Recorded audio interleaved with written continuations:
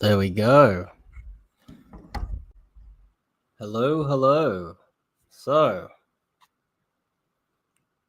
I know most people won't be awake at this time in the morning. You won't be online anyway. That's highly unlikely. But you guys can probably just watch it at your leisure another time. As promised, I wanted to make a video talking about this surveillance company that was created by Israel, and its goal is to surveil all Australians through their mobile phones.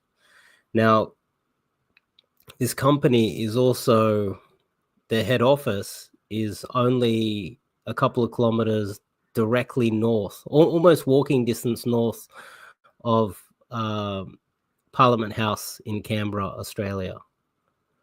And this company is funded by Japan. So just so you guys are aware that this company has the ability to see everything that you do on your phone, everybody you speak to, everybody, maybe even record when you don't have your phone on, track every movement you make. It's an Israeli company that's in bed with the Australian government. And that same company is funded by Japan. And so the Japanese, surprise, surprise, no doubt have access to all of Australians' data. So anyway, this channel here, this is Nick Hanna, and the channel's name is, let me go up, it's the what and the, it's called the channel's name is, let me exit full screen so I can show you. It's called the What and the Why podcast. Now, the rest of his content isn't that good. This is probably the only video worth watching, to be honest. But let's get into it. Episode of the What and the Why. On this channel, I'll break down some of the most important criminal justice issues that you won't hear about in the mainstream media. Today, I'm going to take a deep dive into the Israeli digital intelligence giant Cellebrite and explain how its technology is being used on a mass scale by police and government agencies in Australia and around the world. Now you're thinking, okay, is this just about the cops getting into the phones of criminals? If so, what's the big deal? In this video, I'm going to explain why there's a whole lot more to the story and how the use of Cellebrite technology in Australia raises serious privacy concerns for all of us. I'm going to start by looking at the darker side of Cellebrite that most people don't know about. The company's extremely close ties with the Israeli military, particularly the infamous cyber warfare unit 8200, as well as the assistance it's provided to repressive regimes around the globe. Then I'm going to look at how insanely advanced and far-reaching Cellebrite surveillance capabilities are, and how it can download all of your phone and social media data, as well as a ton of information. And there's a Japanese company that is the largest shareholder in this Israeli company that is spying on your mobile phones. It's highly likely that this Japanese company wants all of your data and that the Israelis handed it over to you so that the Israelis and the Jewish people can profit from stealing the information of the Australian people. This is how the Israelis have always undermined every country they have ever infiltrated. And this is how they infiltrated the United States. And this is why they get kicked out of every country they go to throughout history. Information about you that you wouldn't even know exists. After that, I'm going to explain how Cellebrite products are being used by law enforcement and other government agencies on a large scale with very few restrictions and no real oversight. I'll show how it's not just being used to download the phones of criminals, but also victims and witnesses of crime and countless innocent people. Finally, I'm going to talk about what happens with all of this highly sensitive data that's being downloaded from our phones. In doing so, I'll show you why there's a real risk that Cellebrite may be able to access our data and why that's something we should all be worried about. So let's start by talking a bit about the company itself. Cellebrite is an Israeli surveillance company that sells software for the collection and analysis of digital data. It's best known for its ability to hack mobile phones, but that's just one of many products that it offers. Cellebrite has thousands of clients across the globe, including law enforcement and spy agencies, foreign militaries, and private corporations. Cellebrite's headquarters are located just outside Tel Aviv, but it has offices around the world, including here in Australia. He didn't go into detail, but their office is right next to the Australian Parliament in Canberra. On its website, the company says that its core values are personal privacy, public safety, transparency, and respect for individual rights. But there's some good reasons to doubt this claim. For starters, Cellebrite has very close ties with the Israeli military, which is not exactly known for its respect for human rights. And it's funded by Japan. Recently, the company has been run by its long-term CEO, Yossi Carmel, who was formerly a lieutenant colonel on the NASDAQ. So they were listed on the NASDAQ, and then Japan stepped in there and bought so much stocks that they're the number one shareholder. And so therefore, when you're the number one shareholder, you can ask for favors. Hey, can I have all of the data on every Australian and every Australian politician that you speak to? So the reason why this becomes a geopolitical threat, and the fact that this is how the Israelis always do this to us, and I think you all need to be aware of it, is what if Japan decides to make some sort of a deal with China? Japan makes a deal with China. Look, I've got all this data on the Australians. The Japanese are have all the information on American plans, American military, and the Japanese decide to basically turn on America. They want their sovereignty back, and they want the Chinese to help them to get their sovereignty back. So they make a deal with the Japanese and the Chinese together. And in return, the Japanese help and aid in not only information, but I would say also air superiority and the sea around South Korea. And the Japanese and the North Koreans, with the help of the Russians, crush South Korea while everyone's looking at Taiwan and everyone's distracted. And then the Chinese will then help in the Japanese getting their sovereignty back from the United States. Just a scenario, just thinking out of the box, which is what the military in the United States is not doing anymore. Elite Israeli paratrooper brigade, and after that held a senior position in the Israeli Ministry of Defense. In 2021, Carmel admitted that most Cellebrite employees come from the infamous Israeli Unit 8200 or similar units. Now, to understand why that's so important, we need to talk a bit about Unit 8200. Unit 8200 is the main intelligence and cyber warfare unit of the Israeli military. Historically, its primary goal has been the mass surveillance of Palestinians and the populations in neighboring Arab countries. To give you an idea of what Unit 8200 gets up to, in 2014, a few dozen reservists from the unit published an open letter to the Israeli government in which they refused to continue their service due to the unit's mass surveillance and persecution of innocent Palestinians. In another open letter published at around the same time, a Unit 8200 whistleblower described how the unit collects highly sensitive personal information from Palestinian civilians, like if they're a closet homosexual, they're cheating on their wife, or they're in need of urgent medical treatment, and then use that information to blackmail them into becoming informants. Here is one of the 8200 whistleblowers being interviewed in 2014. The problem is that the goal of what the unit does in regards with Palestinians is not just self-defense, it's upholding. Look, let's just focus on how this affects Australia. Involvement in use by repressive regimes. Beyond Palestine, human rights groups have long accused Cellebrite of aiding various authoritarian governments around the world. In 2016, it was revealed that the Bahraini regime, which is one of the worst human rights records in the world, was a client of Cellebrite and had used its technology to download the phone of a blogger who had reportedly been arrested and tortured simply for speaking out against human rights abuses there. In 2017, Cellebrite was used against Reuters journalists in Myanmar who were charged with publishing evidence of a massacre of Rohingya people. In 2021, the Israeli media outlet Haaretz published an article claiming that Cellebrite was being used by the Bangladeshi. And you're probably wondering, when you have a look at what's happening in Britain, why Australia isn't as repressive, why bloggers aren't getting arrested, why they're not knocking on your door, why they're not harassing, people who are political online. And my understanding is the reason is Australia doesn't have a real constitution and we don't have any rights. And so companies like Cellebrite here know everything that you do. So if you've sent a nude to a girl that you met on Tinder, Celebrite has it. The American government has it. The Australian government, sorry, same thing. The Israeli government, the people who run Australia, they know everyone you talk to, everywhere you go, everything about you. And so therefore they don't need to knock on your door. They just look at your phone because they have complete and utter access to it, because the boomers and the Gen Zers were too busy drinking, watching the footy, mate. And they had no idea what was going on, and they probably still don't. Paramilitary unit, the Rapid Action Battalion, which is accused of extrajudicial killings and torture of hundreds of civilians. In the same year, the Committee to Protect Journalists documented Celebrite has been openly promoting its tools to Western governments for use against asylum seekers since at least 2019. So I think that's enough for you to get an idea about the type of company that Celebrite is. And now I want to talk a bit about what Celebrite technology can do. Celebrite offers a range of products for accessing and analyzing digital data.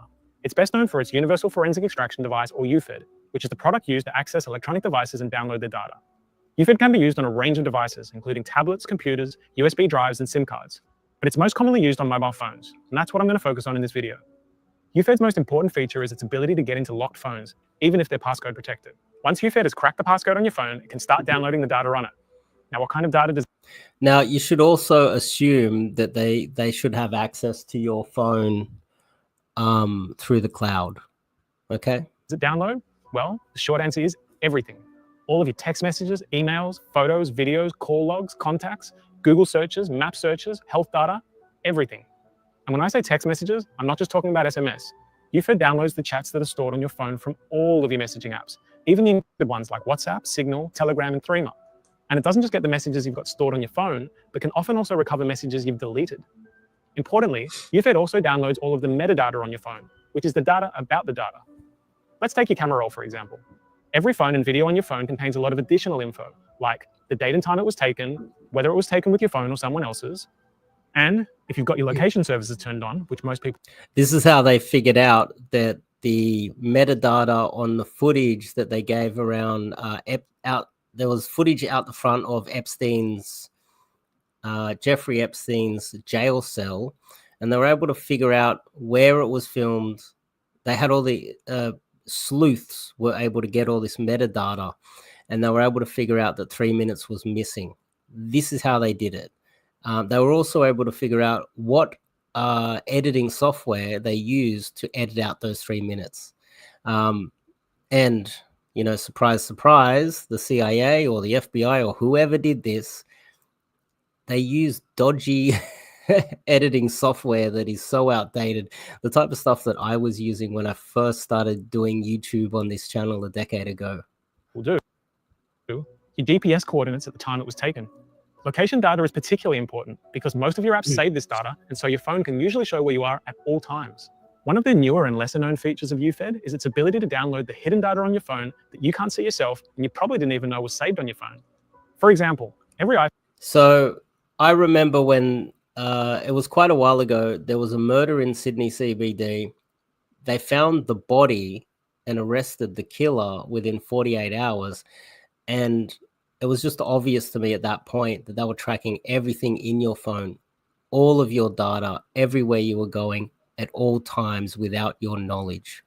That's how they solve crimes in Australia. And that's why with such a large landmass, you don't really see the police presence that often, is because they have access to everything that you do in your phone all the time. They know where you are all the time. They know everything you take a photo of, everybody you speak to, and everything that you do. Now, you might be committing crimes on your phone, but the whole point is they just ignore that. They're not interested in your crimes. They're not interested in it unless it affects their ability to rule Australia. That's the only thing that matters, just so you know. Or they would be arresting everybody. Phone that uses iOS 15 or later stores what's called biome files, which can reveal an insane amount of info about your everyday life. There's more than 130 categories of biome files, but some of the main ones include the histories of every app you've used at any given time, every Wi-Fi network and Bluetooth device you've connected to, every time your phone was locked and unlocked, every time you've put it in airplane mode, every notification. They know every game you play, every app you use. They know when you wake up, when you go to sleep. They know how many times a day you unlock your phone and look at it. They know everything, and it's all stored forever. So anyway, now we know that. Let's get to what they're doing in Australia. Government at least usually pays lip service to when making laws that infringe upon our privacy. It's long been recognized that there is this tension between, on the one hand, the public interest in the police being able to have the tools they need to fight crime, and, on the other hand, the interests of people in having their privacy and civil liberties protected. Lawmakers claim that they try to strike the right balance between these two competing interests, and the way that they normally do this is by strictly regulating the use of powers that undermine our privacy, and by creating mechanisms for external oversight and review of these powers. So let's take phone tapping as an example. Intercepting someone's phone calls without them knowing is obviously a highly invasive form of surveillance, and it's for this reason that it's highly regulated. For example, only a handful of agencies are allowed to do it. They generally need a warrant first, and they can only get a warrant in fairly limited circumstances. On top of that, each year, the Federal Attorney General publishes a report about telephone interception. This is the lawyer in him coming forward. But the thing is, in Australia, there's no rules. There's no oversight. And they will use you have to assume, as an Australian, that any technology they have that they can use to get into your phone, they will use it. If they have the ability, the capabilities, this is, this is what you do in geopolitics. It's not what the intentions are, it's what the capabilities are. So let's not pretend and listen to lawyers speak that they're not supposed to do this and that, because we know that they will do whatever they want. Which sets out info about the extent of phone tapping in Australia and how effective it's been. This kind of accountability is vital because it's the only way to know if these powers are being abused and if they're actually getting results. So with that principle in mind, let's get back to Cellebrite. It's difficult to think of anything more invasive than the downloading of your mobile phone. I mean, after all, your phone is usually where the most sensitive info about you and your private life is stored. Cellebrite products can get all of that info and more. And so you'd think that their use in Australia would be subject to the most stringent restrictions and oversight, right? Well, that's not the case at all. In fact, the way that Cellebrite products are used in this country raises some serious concerns for our private civil liberties, and that's what I'm going to explore. For starters, Cellebrite products are used by a wide range of government agencies, and not just law enforcement. At the federal level, there have been 171 contracts between Cellebrite and various government agencies since 2011. These agencies have included the AFP, the Department of Defense, the Department of Home Affairs, ASIC, the ATO, and more. One of the more controversial contracts is that with Services Australia, which allows Centrelink to use Cellebrite technology in investigations of people suspected of making false claims for social security. Another controversial contract is that with the Sports Integrity Unit, formerly known as the Australian Sports Anti-Doping Authority, which has used Cellebrite technology to investigate the use by athletes of performance-enhancing drugs. Now, it's important to... Even though we haven't seen any evidence of them having using those powers to go after people. So what's the real use?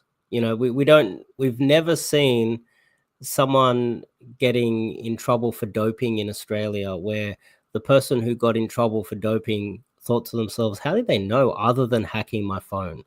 We don't know about people, not paying their taxes or doing something wrong financially in Australia, where the only way that they could have been, got in trouble was, someone hacking their phone. And so my understanding is they're not using it, that capability, for that reason. And he's making you think that they are using that for those capabilities for those reasons. But there's no evidence to back that up.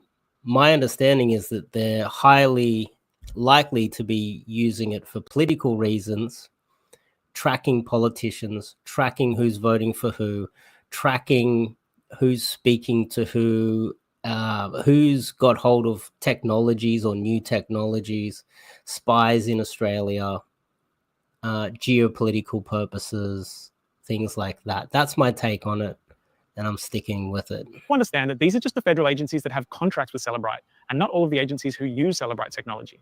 For example, in 2023, Services Australia admitted that it had shared Cellebrite's phone hacking technology with the Department of Education, as well as other unnamed agencies. We don't know which other agencies are using Cellebrite products, and that's part of the problem. The same problem exists at the state and territory level, where even less is known about the use of Cellebrite technology.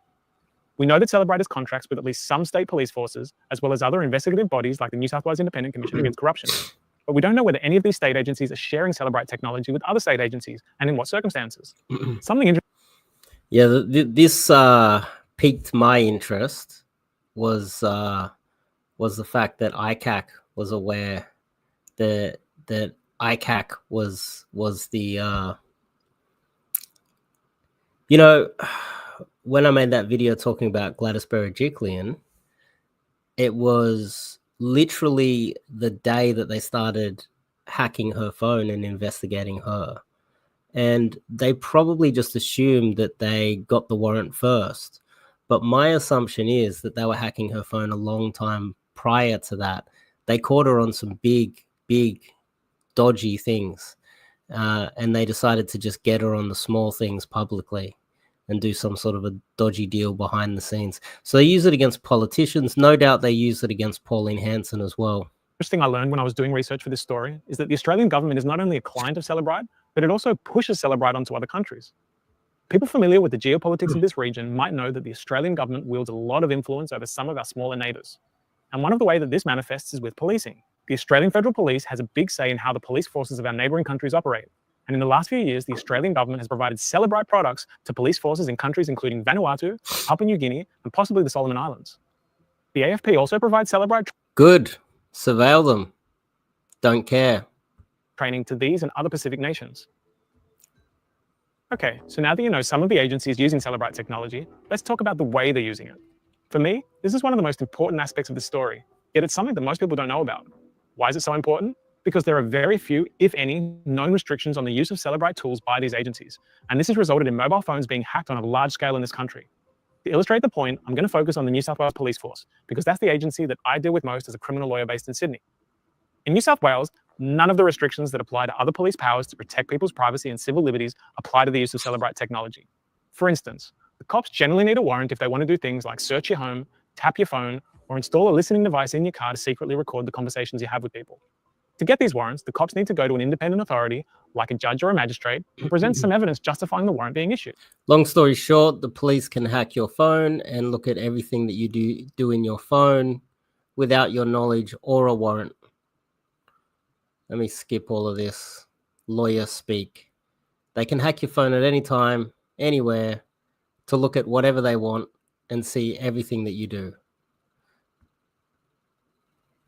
Police are celebrating each year because they're not required to report this. But we know from anecdotal evidence that it's massive. To give you an idea, just with my practice, each year I receive dozens of Celebrite reports of phones that have been downloaded. And I'm just one criminal lawyer of thousands in this state. The other day, I spoke with a colleague who had recently cross-examined an officer at a hearing. The officer gave evidence that she downloads about 20 mobile phones per week. And that's just one police officer. So basically, one police officer is hacking one phone or almost three phones a day, and taking all of that data, downloading all of that data, putting it into the cloud so that the Israeli government has access to everything on that phone. And then the Israeli government hands all of that information over to the Japanese government. And the Australian government is probably aware of it, but they can't do anything about it because they would much prefer to run this dictatorship and control all Australian people. And they don't care if the Japanese are actually surveilling the Australian people, because the Australian government doesn't represent the Australian people, does it? In one police station. There are more than 400 police stations in New South Wales alone. So I don't think it's far-fetched to estimate that the New South Wales Police Force is downloading tens of thousands of phones each year. And that's just one agency in one state. Tens of thousands. So, like, yeah, let's maybe let's just say 2,000 phones per day. So we could probably, yeah. So many people have been hacked. Just imagine what the number is nationwide. Now, some of you might be thinking, okay, but the police are only doing this to criminals, right? So who cares? Well, the first thing to remember is that not everyone who the police stop and search ends up being charged. And not everyone who is charged ends up being found guilty. In a dictatorship, everyone's guilty. A large number of my clients who've had their phones celebrated end up walking free. Another important thing to know is that the police also regularly celebrate the phones of victims and witnesses of crimes. I see this pretty distressed when she found out that her ex now had a copy of all of her messages with her friends and family, her photos, her health data, everything. She told me that had she known the police were going to do this, she might have filed an inquiry by the Australian Law Reform Commission into justice responses to sexual violence. The advocacy group Full Stop Australia recommended a review of this celebrating practice to protect victims' privacy. Interestingly, the Law Reform Commission didn't adopt the recommendation in its final report. But regardless, I think this is a phenomenon that will... It's just psychologically, everybody just skews it towards, oh, but what about women's rights? His example there was a woman, she had some trouble with this guy, and the police got involved, and they took her information, and women's rights. Well, in the United States, literally a couple of days ago, we've got this blonde, beautiful Ukrainian girl stabbed to death by an African man, and the media is not even covering it. Have a lot more media attention in the years to come. The next issue I want to talk about briefly is the lack of oversight when it comes to Celebrite use. There are laws in this country that are designed to provide some accountability for arrests and 1,060 convictions. The Commonwealth Attorney General has a similar reporting obligation for other police powers, such as stored communications warrants, which are what the police use to access text messages stored by providers like Telstra and Vodafone, and surveillance device warrants, which are what the police need to install listening devices, hidden cameras, and tracking devices. Here in New South Wales, similar reports are prepared each year about the use of various police powers, including surveillance devices and covert search warrants. Now, in my view, the use of Celebrite technology to download your phone is far more invasive. Okay, so the last topic I want to cover today is what happens with all of this highly sensitive data once it's downloaded from your phone. Now, I should make clear that everything I'm about to tell you is based on my own professional experience and research, and not any... All right, and what I will do is elaborate. ...law or policy. And the simple reason for that is that there are no laws governing Celebrite use in this country, and no government agency has published policies about Celebrite use either. In fact, from conversations I've had with federal and state police officers, it seems that no policies or guidelines even exist, and this raises some real concerns. For example, I'm not aware of... Because the Australian politicians don't represent us. That's why they're flooding us with a lot of immigrants right now. They don't listen to the Australian people. And so any laws to give us more rights, they just don't exist.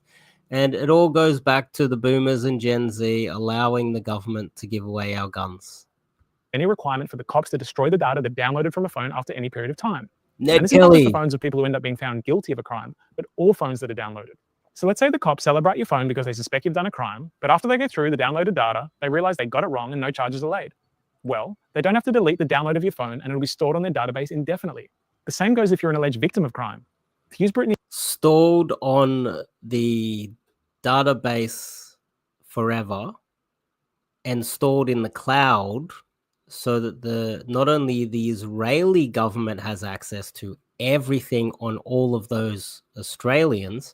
So if you're a Muslim, oh my goodness, if you're a Muslim in Australia and you've got an Israeli company hacking Australians' phones and you're a Muslim and you say or do something that pisses off Israel and then you travel somewhere and something bad happens to you, wow.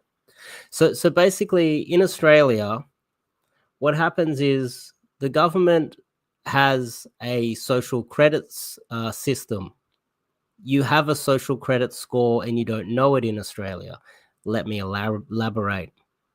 So you apply, you have a low credit score because you tweeted something about Israel and the genocide versus somebody else who tweeted or put something on YouTube or Facebook, saying that, they never get political. They never talk about anything bad. They've never come on the radar of the Israeli government. You both apply for the same government job. The person who tweeted something about, Israel committing genocide, you don't get hired. You don't get hired at all. If you work in the government anywhere, you're more likely to get fired. And you scratch your head thinking, why? Why did I get in trouble? I did nothing wrong. Well, there's a social credit system in Australia. You apply for insurance or something happens to you when you try to get a payout. Well, Celebrite steps in, the Israeli government steps in, and you don't get your payout. So small things that should go in your favor that is written down as a law or a right, you don't have access to those rights while other people do based on what you've said politically and if you've insulted the Israeli government. So this is one thing that has happened to myself the last decade, is that when things should have gone my way, they didn't. And it's because they've surveilled my phone. And they do that to you, and they do that to other people as well. That doesn't mean that you should stop doing it. If anything, more Australians should speak out. Higgins is an example again. The Celebrite download of her phone sat with the police long after the criminal prosecution of Lehman been discontinued. And all 56,000 pages of it ended up being subpoenaed in entirely separate defamation proceedings brought by Lehman against Network 10, and then in defamation proceedings brought by former Senator Linda Reynolds against Ms. Higgins. Another issue is that there are practically... Well, Higgins is a bit of a hoe, isn't she? Yeah. Sick of it. Sick of the Israeli, and women, accusing men of sexual assault when it's not true. I think we're sick of it in Australia. We're sick of these women, opportunistic women, using the law for their own dodgy benefit. No constraints on how the data that's downloaded from our phones can be used. So let's say the cops are investigating a robbery and you're a witness who recorded some videos of the crime and then sent them to your mates. The cops then ask if they can download the videos and messages, and you, not knowing your rights, agree and give them your phone. The police then celebrate your phone and see some messages showing that you shared some pills with some mates at a music festival 8 years ago. Well, highly unlikely. They're not going to be chasing petty crime, because what they'll do is they might just say, okay, well, this person's dodgy. Are they affecting the Australian government? Have they pissed off the Israeli government? Then they'll go after you. It's totally subjective. It's based on whether you've annoyed the Israelis, basically. So what he's talking about there, he's talking about from a lawyer's point of view, which we know in Australia, none of that work plays out at all, and in the United States as well. And as time moves on, it's the same as that Israeli pedo that got in trouble in Las Vegas, and then the American government allowed him to fly home. It depends on who you are, But if you're a Muslim in Australia, and you jaywalked across the wrong street, you might get a jail sentence, while an Israeli might rape a child and get allowed to go on a holiday. They might even get a bonus for it. Well, in theory, there's nothing stopping the cops from using that evidence to charge you with drug supply, even though it has nothing to do with what they were investigating in the first place, and you weren't even a suspect. There also doesn't appear to be anything from stopping the cops from sharing the data that's downloaded from our phones with other agencies, and with those agencies sharing the data with other agencies. So if your phone is celebrated, it's almost impossible to know where your data will end up and who will get to see it. Perhaps the most important question with all of this is, can Celebrite itself access the data that is downloaded from people's phones? In an interview with Israeli media in 2019, then CEO Yossi Carmel boasted that Celebrite controlled all products remotely. Now, that could be seen as an admission about access to data, but I accept it's not entirely clear what he meant. As a lawyer, I'm evidence-based, and I try to avoid unfounded speculation.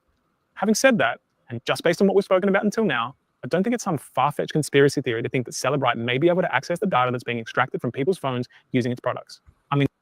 Yeah, and I think the whole use of conspiracy theory should be based on who's being called a conspiracy theorist and how high their IQs are. So basically nothing I say on this channel should be used or be accused to be a conspiracy. Let's not forget that we're talking about a company that is made up of elite Israeli army intelligence veterans, and it still has very close ties with the Israeli military. So if any company has the know-how and the motive to collect the data, it's Celebrite. But let's look at the evidence. Specifically, I'm going to talk about 2 documents that are highly revealing, but as far as I'm aware... Yeah, he's just covering himself because he's a lawyer. Let's skip forward because that is boring. We're just going to... And it's better for you to just assume that everything on your phone is compromised. Why is Celebrite trying to get government agencies to store all of this data on the cloud? Can Celebrite access it more easily if it's on the cloud? Well, you won't find much information about this in the public domain, but I was able to locate this recent promo video from Celebrite, where the spokesperson described what happens once data is remotely extracted from a phone or other device using Endpoint Inspector. Once that collection completes, that's the UFD file, and that's that full kind of forensic image, and that's going to go to Celebrite, where we're going to actually parse out that data. So it is going to come to Cellebrite, parse it into the UFDR, convert it, the messaging to the RSMF, and then we're going to transfer it over to Relativity One in the workspace that was set up during. By the way, Cellebrite was founded in Australia, or I believe founded totally after 3 years after the Hobart shooting. Just so you know, it was 3 years after. That's when so in I believe it was 1999 was when Cellebrite was founded, and they've been working to collect your data ever since. Now, she goes on in the video to claim that Cellebrite deletes all the data once it's been processed for the customer. But how do we know if this is true? It's worth mentioning that the cloud that Cellebrite uses is the Amazon Web Services, or AWS cloud. This raises concerns of its own because, like Cellebrite, AWS has close ties to the Israeli military. Specifically, AWS provides computing services, AI, and other services. And the largest shareholder is a Japanese company, so they are no doubt funding it and have a deal with Japan for geopolitical purposes to basically share the information of everyday Australians. Israel's not our friend. Japan's not our friend. And we're being set up for something bigger, something larger, something geopolitical. And it could involve them selling us out to China. Just saying. To the Israeli military under a $1.2 billion contract known as Project Nimbus. Now, I want to make clear that I'm not positively alleging that Cellebrite can access all of the data that's being downloaded from our phones using its products. There's simply not enough evidence for me to make that claim. But I am saying that there's a real risk that they might be doing this. And in my opinion, that's not a risk worth taking. Okay, so now... Cellebrite, right at the beginning I show it. I've also posted about this many times. Now that I've just set out a very long list of concerns about Cellebrite and its use in Australia, I want to end with two main recommendations. The first is that the federal and state governments reconsider their relationship with Cellebrite altogether. Now, there's no shortage of reasons why they should drop Cellebrite. From a moral standpoint, it's a no-brainer. Cellebrite has close ties with the Israeli army, which uses its surveillance products. Blah, blah, blah. This guy's dreaming. That's not how the world works. Wonder if he has any useful... Also, by the way, this guy he's doing... He refuses to come on. I haven't even been able to get hold of him. So if you guys can get hold of this guy and ask him to come on and answer some questions to a real Australian and not doing talks with Zionists all over the place, please reach out to the guy. Let him know. I haven't been able to get hold of him. And he's doing dodgy little talks with dodgy people that seem a little bit dodgy to me. Long history of spying on its allies. Indeed, Israel's even been credibly accused of having previously spied in Australia. Duh. So, you know, that's how Israel operates. They infiltrate your country, they steal your secrets, and then they sell it to your enemies. Then they pocket the change and then come back to the same country they stole the information from and buy your politicians. All of the influence in the United States comes from abroad. That's how it works. It's pretty simple. It's actually pretty simple when you think about it.